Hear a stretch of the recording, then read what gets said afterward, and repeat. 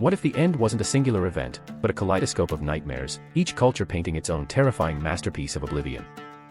We often hear the familiar tales of Ragnarok or the Mayan prophecies, but beneath the surface of well-trodden apocalyptic narratives lie lesser-known, yet equally chilling, doomsday scenarios from forgotten corners of the world. Prepare to confront 7 such terrifying myths, stories that will challenge your understanding of cosmic horror and the human imagination. First, let's journey to ancient Persia, where the Zoroastrian apocalypse, known as Frashokharidi, unfolds not with a bang, but with a gradual purification. This isn't a sudden cataclysm, but a millennia-long struggle between good and evil, culminating in a fiery trial where molten metal will cleanse the earth, burning away the wicked while leaving the righteous unscathed.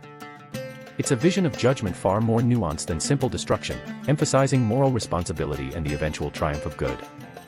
Zoroastrianism, dating back to around 1500 BCE, influenced later Abrahamic religions, and its concept of a final judgment is echoed in many faiths.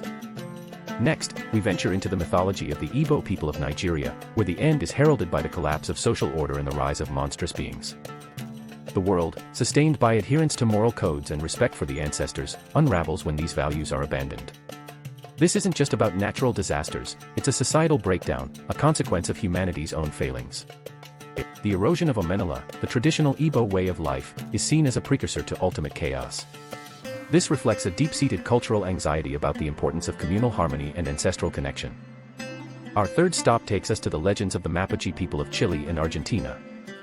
Their myth of Tren Tren Vilu and Tsai Tsai Vilu speaks of 2 colossal serpents embodying the forces of land and water.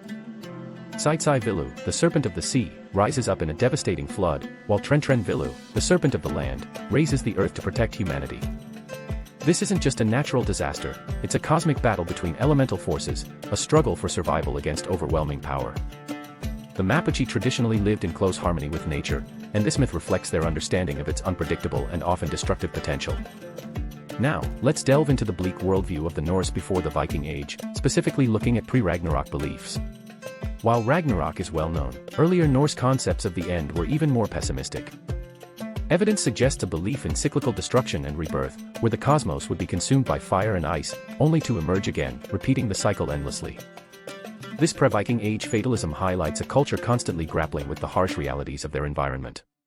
Archaeological findings, such as burial sites and runic inscriptions, offer clues to this evolving understanding of the end. Our fifth apocalyptic vision comes from the traditions of the Aboriginal Australians, specifically certain tribes who describe a dreamtime ending. This isn't necessarily a violent destruction, but a gradual fading of the world as we know it, a return to the primordial state of the dreamtime. The stars might fall, the land might become barren, and the spirits might withdraw, leaving humanity adrift in a world devoid of meaning. This reflects a deep connection to the land and the cyclical nature of life and death. Aboriginal stories are often passed down orally, making it difficult to pinpoint precise origins, but their enduring presence speaks to their cultural significance.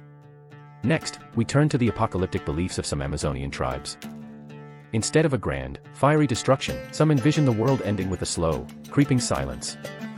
The animals disappear, the plants wither, and the songs of the ancestors fade away, leaving only an empty, desolate landscape.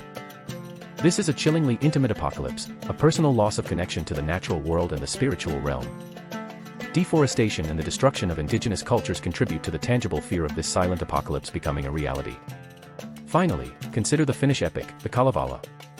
While not explicitly apocalyptic, it contains elements suggesting a cyclical view of time and potential endings. The theft of the Sampo, a mythical artifact of prosperity, leads to a great battle and the shattering of the artifact. This scattering of its pieces across the land could be interpreted as a symbolic representation of the world's fragmentation and potential end. The Kalevala, compiled in the 19th century from oral traditions, offers a glimpse into ancient Finnish beliefs and anxieties. These 7 myths, though diverse in their origins and details, share a common thread. They reflect humanity's enduring fascination with the end of the world. They are not simply tales of destruction, but profound reflections on our values, our fears, and our place in the cosmos. They serve as stark reminders of the fragility of our existence and the importance of cherishing the world around us, before the music fades and the silence descends.